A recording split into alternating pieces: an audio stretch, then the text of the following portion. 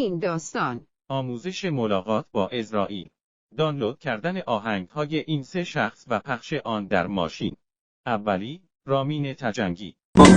جان چشات دیوانه بازیات بد شقی دستم داد بد شقی دستم داد بگو همش دارم خواب میبینم جنگ و دوا میبینم. دومی، آرمین برماگه.